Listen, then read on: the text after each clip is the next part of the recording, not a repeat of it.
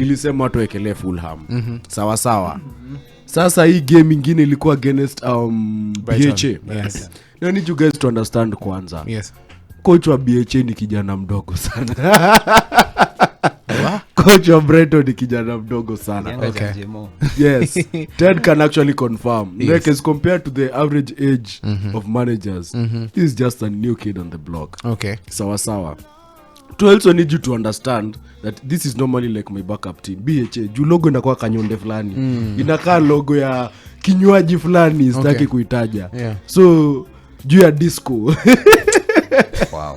3, I need you to understand that Brighton, when you actually Google the actual town, yes, it is a small fishing town in the middle of nowhere. Okay. No one in the UK even goes there. Hey, this is professional hating. No one in the UK even goes there. You have laid out, you've laid it down so thick. Kwa hiyo ndugu, mimi nataka uimagine team kubwa hii town kama Gor Mahia, nashindwa na vijana kutoka Suba North, West Pokot, and they are doing the thing now. Wako na manager intern. Sawa.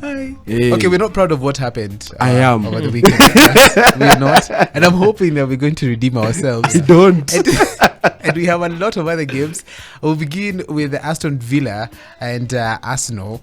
Of course, Arsenal getting the maximum points. But I'll have you know this, Ken Beat, if you did not know, there was a petition that was launched at the Parliament website in the United Kingdom. Yes. And essentially, somebody wrote to the Parliament asking for it for Arsenal to be entirely disbanded as a football team. Who do you think did that? Is it a tired Arsenal fan? Do you think it's a that is a Man U fan, bro? Nunu zinasemekana ni Gaza King.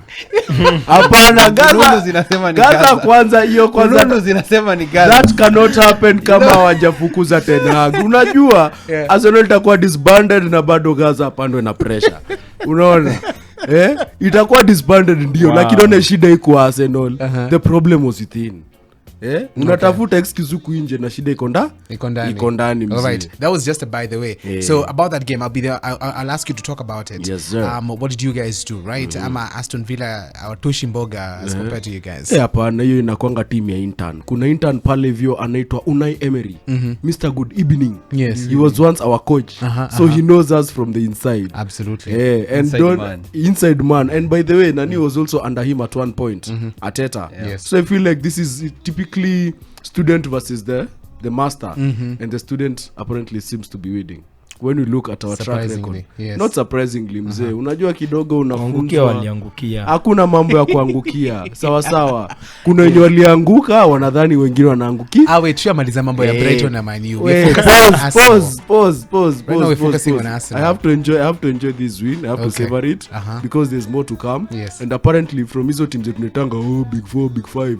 Only one hasn't won all their 2 matches so far. Okay. All right. So I'll have you talk about this before we can go on a break and then come back and talk about 22bet, all right, and the fixtures this week and the weekend. Na Chelsea. Chelsea ndio nataka kuongelelea. Manze walicheza na Wolves and the Blues are all happy.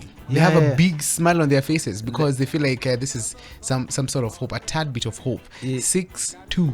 Yes, there have been so much noise around the Chelsea football club, and there have been so many actions that I thought there have been so much ranting by the coach, Enzo Maresca, him dropping out players like Helter Skelter, and some of the notable names that he's dropped, the likes of senior players like Sterling, and most players haven't been happy.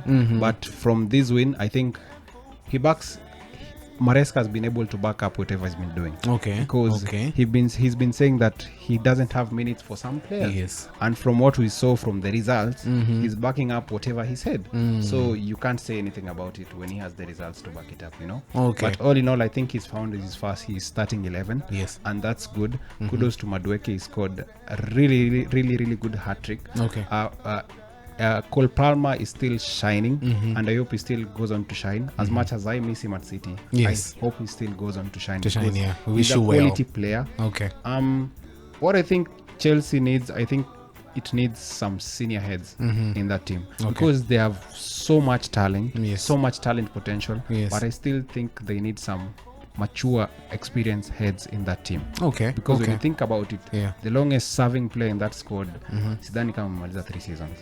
Interesting. I'm pretty sure that John Tim Chelsea, whatever he is, he's so excited and looking forward to all the other games. All right, we pay some bills, come back in just a bit, and of course we'll touch on some other